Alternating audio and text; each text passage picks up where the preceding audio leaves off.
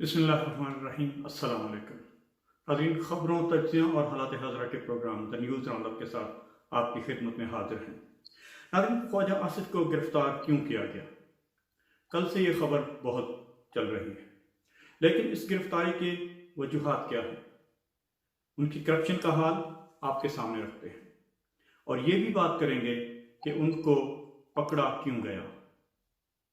Opposition बड़ा वावेला कर रही है कि ख्वाजा आसिफ बड़े ईमानदार आदमी थे, उनको ऐसे हीरो बनाया जा रहा है जैसे मुल्क की खातिर जंग लड़ते हुए वो शहीद हो गए। ऐसा तो कुछ भी नहीं, क्योंकि ख्वाजा आसिफ मेगा करप्शन में पकड़े गए हैं। कोई जितना भी बड़ा सियासतदान हो, कौम को उससे कोई गरज नहीं। अगर कोई बड़ा नाम होगा और वो करप्शन करेगा तो हम उस पर बात करेंगे। क्या कौम के लिए जानना जरूरी नहीं कि उसने क्या क्या जुर्म किए हैं, कितनी बड़ी करप्शन की है? वो मुल्क और कौम का कैसे वफादार हो सकता है जो करप्शन करके मुल्क को खोखला करे? हम इस बात पर भी बात करेंगे, अगर वो बेगुनाह हैं तो साबित करें, लेकिन जो सबूत सामने आए हैं वो हम आप के सामने रखेंगे। ख्वाजा आसिफ ने ऐसा क्या क्या किया कि वो आखिरकार पकड़े गए, गिरफ्तार हो गए?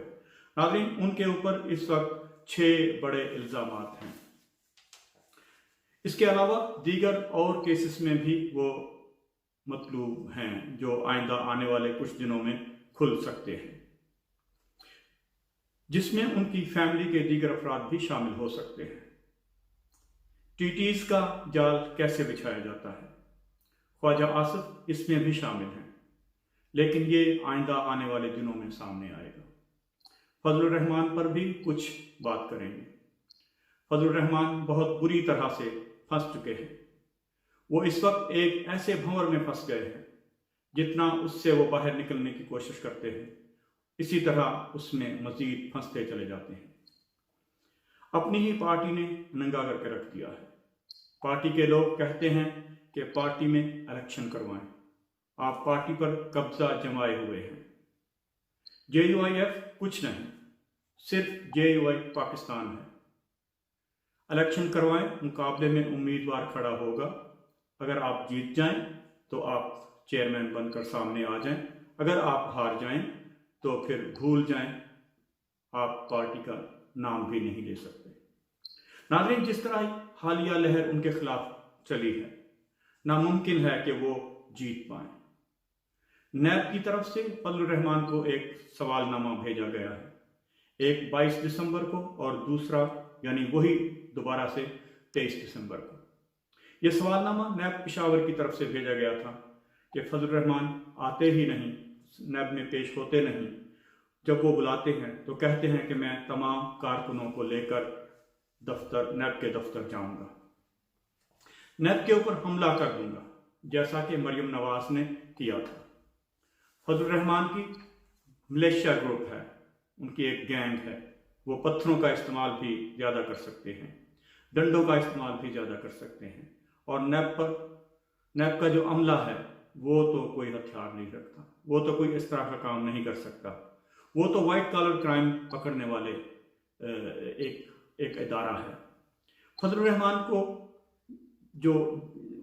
की जो डंडा बरदार फौज है, नैब ने दोबारा फिर बुलाया ही नहीं, इसलिए कि वो उनके जो फजलुर रहमान की डंडा बरदार फौज है उनको भी कुछ डर शायद हो सकता है कि वो हमला करेंगे, तोड़फोड़ होगी या मुल्क की बदनामी होगी।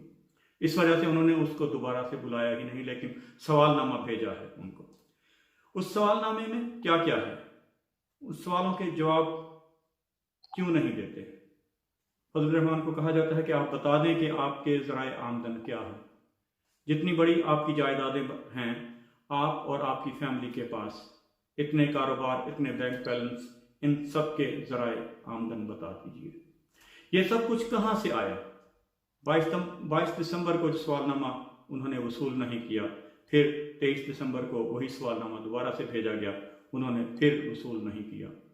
अगर सवालनामा वसूल नहीं करेंगे, उनके जवाबात नहीं देंगे, پھر قانون کے مطابق گرفتاری کی طرف معاملات جا سکتے ہیں اور جائیں گے یقیناً۔ گرفتار ہوں گے تو پھر شور شرابہ ہوگا کہ زیادتی ہو گئی۔ اسی طرح خواجہ آصف نے بھی سوالوں کے جواب نہیں دیے۔ جب وہ جواب دینے سے قاصر رہے تو پھر ان کو گرفتار کر لیا گیا تاکہ مزید تحقیقات کی جا سکے۔ چیئرمین نیب نے ان کے وارنٹ گرفتاری جاری کیے۔ اب دیکھنا یہ ہوگا کہ ان پر کیسز کیا ہے۔ ناظرین، ان کو اس وقت 6 الزامات کا سامنا ہے۔ الزام نمبر 1، انہوں نے آمدن سے زائد اثاثہ جات بنائے ہیں، ذرائع آمدن اور ان کی منتقلی کو چھپایا ہے، اثاثہ جات کی نوعیت کو بھی چھپایا ہے۔ ان کے اوپر جو کیس بنا ہے یہ نیب کے 1999 کی شک نمبر 5 کے تحت اور منی لانڈرنگ ایکٹ 2010 کے مطابق یہ کیس ان کے اوپر ہے۔ ناظرین، یاد رہے کہ 2010 میں کس کی حکومت تھی؟ ناظرین، 2010 میں حکومت پیپلز پارٹی کی تھی۔ 2010 میں نون لیگ ان کے ساتھی تھے۔ 2010 میں نواز شریف کے favourite chief justice Iftikhar Muhammad Chaudhry تھے۔ اس وقت وہ کوئی بھی ایسا قانون نہیں بننے دیتے تھے جو قانون انہیں پسند نہ ہو، یعنی کہ افتخار چودھری صاحب کو، جو اس وقت چیف جسٹس آف پاکستان تھے۔ یہ اینٹی منی لانڈرنگ ایکٹ انہی کے دور میں بنایا گیا تھا۔ اسی قانون کے مطابق خواجہ آصف کے خلاف تحقیقات چل رہی ہیں۔ اب دیکھتے ہیں کہ یہ قانون ہے کیا۔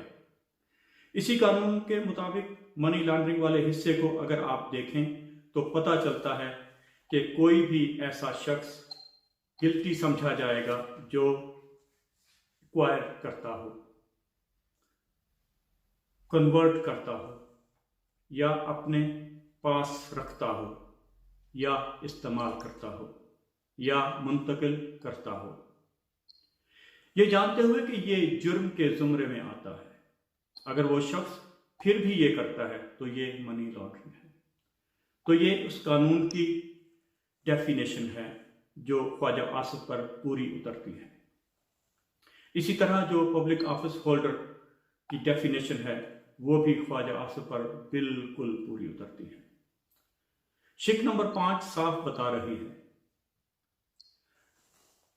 الزام نمبر 3، 1991 میں، ناظرین یاد رکھیے، 1991 میں جب خواجہ صاحب سیاست میں نہیں تھے، اس وقت ان کے پاس 51 لاکھ روپے تھے جو انہوں نے اپنے گوشوارے یا اثاثے جمع کروائے تھے۔ اس میں وہ 51 لاکھ کے مالک تھے۔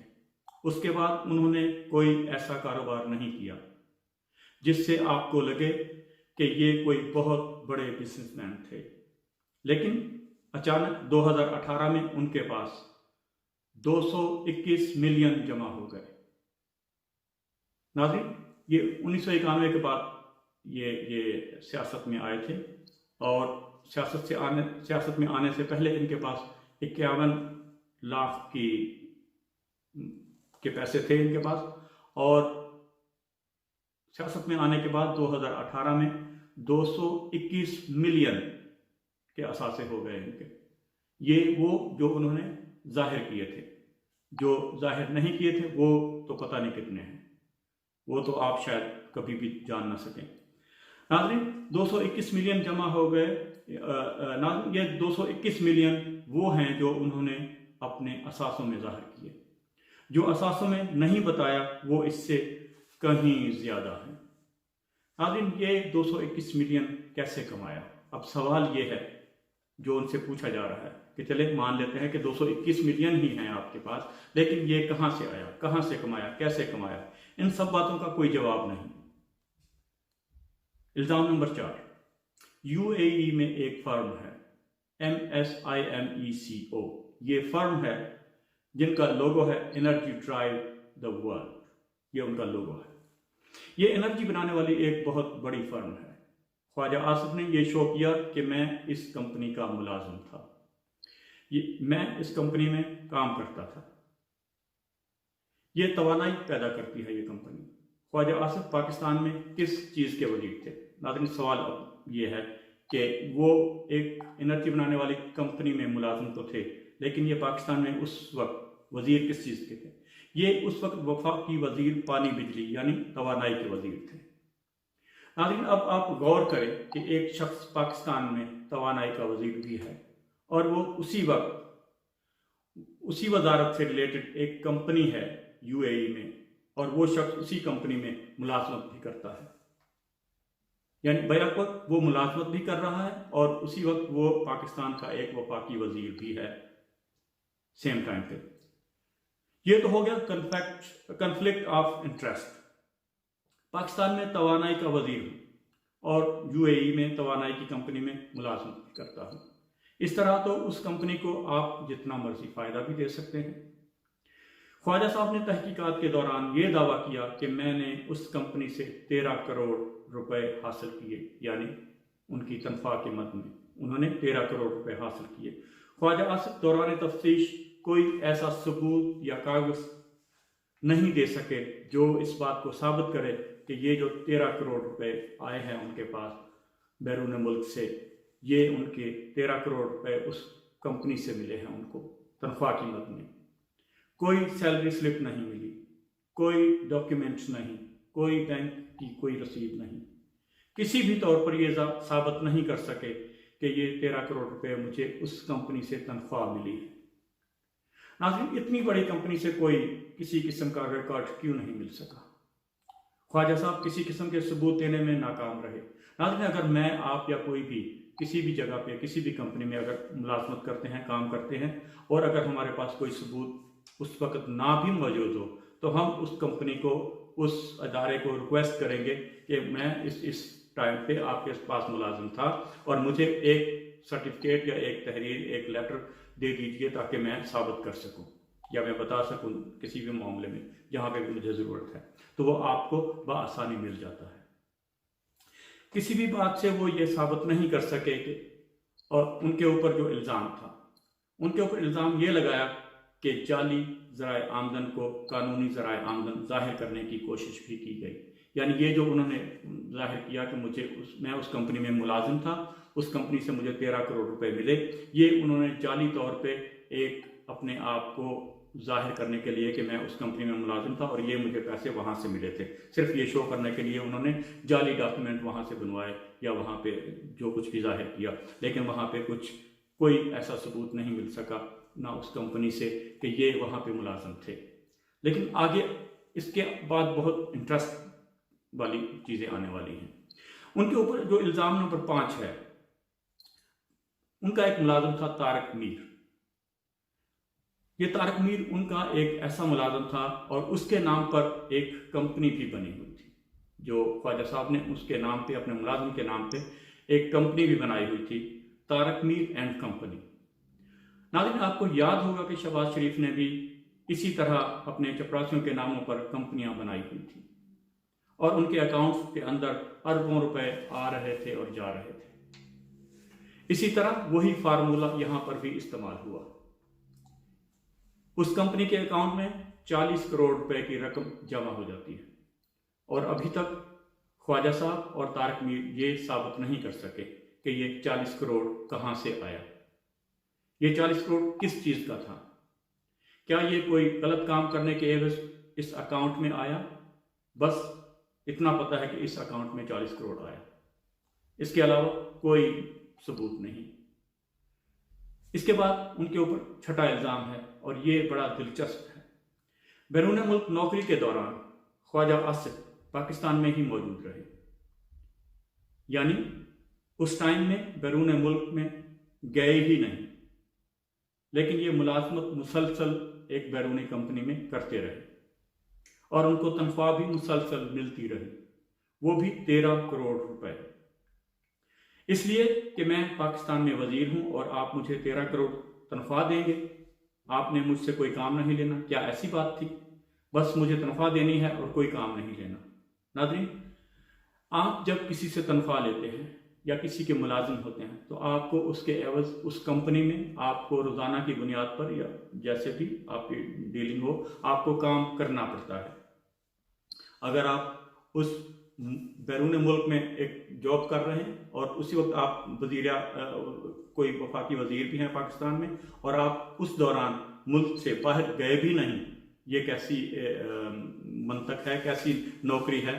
हमें आज तक इसका कुछ पता नहीं चल सका कि ये कैसी मुलाजमत है जो आप बैरून मुल्क रहकर एक वजीर भी रहें और किसी बाहर की कंपनी में, बाहर के मुल्क की कंपनी में आप काम भी करते रहें और आपको मुसलसल तनख्वाह भी मिलती रही हो, और आपके पास कोई सबूत भी ना आ सके कि मैं उस कंपनी में मुलाजिम था, क्या काम करता था, किस चीज़ का काम कर रहा था, ये मेरी कोई पे स्लिप है या कोई और डॉक्यूमेंट है, नहीं, कुछ ऐसा नहीं। लिहाजा ख्वाजा साहब जब यूएई में नौकरी पे थे तो उस दौरान ये पाकिस्तान में ही रहे, बैरून मुल्क उनकी नौकरी कागजों की हद तक ही रही ताकि ज़राए आमदन शो कर सकें। आमदन के कोई ज़राए ख्वाजा साहब नहीं दे सके। ये तो हो गया नाज़रीन ख्वाजा साहब का केस। नैब ने दोनों को बार बार बुलाकर पूछने पर भी ये बता नहीं सके दोनों। ये जो एंटी मनी लॉन्ड्रिंग का कानून है बड़ा वाज़ेह है।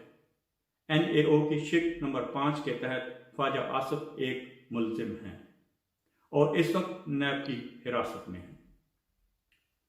नवाज शरीफ और मरियम इस पे क्या कहती हैं, इनकी गिरफ्तारी पे क्या कहती हैं? मरियम कहती है कि मैं हल्फन कहती हूँ कि ख्वाजा आसिफ ने मुझे बताया कि नवाज शरीफ के बयानिए के खिलाफ हो जाओ, यानी उनको किसी ने, ये ख्वाजा आसिफ को किसी ने कहा कि नवाज शरीफ के बयानिए के खिलाफ हो जाओ तो आपके केसेस 2-3 हफ्तों में ख़त्म हो जाएंगे। ये मरियम नवाज का कहना है। वो कहते हैं कि मैं हल्फन ऐसा कहती हूँ। और ख्वाजा आसिफ ने जवाब दिया कि मुझे जो सज़ा देनी है, यानी जिससे इनके डायलॉग हो रहे थे, ख्वाजा आसिफ ने उनको कहा कि मुझे आपने जो सज़ा देनी है आप सज़ा दे दीजिए, दिलवा दीजिए, मैं नवाज शरीफ के बयानिए से पीछे नहीं हटूँगा। मैं नवाज शरीफ का साथी हूँ और उसका साथ दूंगा। अब मरियम नवाज उनके नाम नहीं बता सकती जिन्होंने ख्वाजा आसिफ को ये कहा। मरियम नवाज उनके नाम क्यों नहीं बता सकती? अब ये भी सवाल है, क्योंकि कोई नाम है ही नहीं। नाज़रीन, जो हम समझते हैं कि कोई ऐसा नाम है ही नहीं, वरना वो इसका ढंढोरा पीटते। वरना ये ख़ानदान तो आपको पता है कि इस काम में बड़ा माहिर है। उन्होंने चीख चीख कर कहना था कि फलां बंदा है, फलां बंदे ने गिरफ्तार करवाया है, फलां बंदे ने ये हमें कहा था। ये झूठा इल्ज़ाम इसलिए लग रहा है नाज़रीन, आपको याद है कि चौधरी परवेज़ इलाही तो शुरू से हुकूमत के इत्तेहादी हैं, नवाज शरीफ के खिलाफ हैं। उनके केसेस अभी तक क्यों ख़त्म नहीं हुए?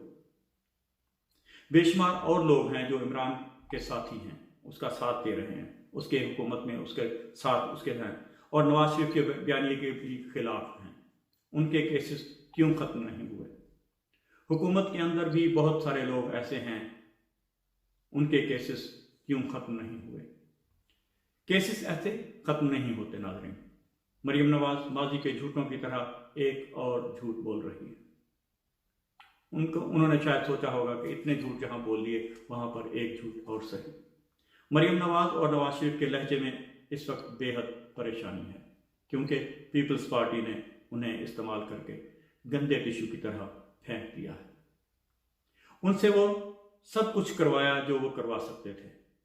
लिहाजा नवाज शरीफ के लिए ख्वाजा आसिफ की गिरफ्तारी बड़ी परेशान कुन है, क्योंकि अब सख्तियां होना शुरू हो जाएंगी। अब उनको भी ये पता लग चुका है कि हालात अब बदल चुके हैं। नाज़रीन, हमें आपकी आरा का इंतज़ार रहेगा, हमें आपके कमेंट का इंतज़ार रहेगा।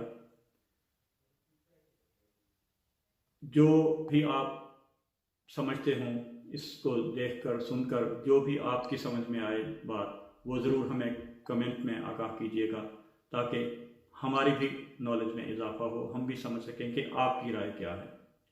तो नाज़रीन, मिलते हैं एक अगले व्लॉग में, तब तक के लिए अल्लाह हाफ़िज़।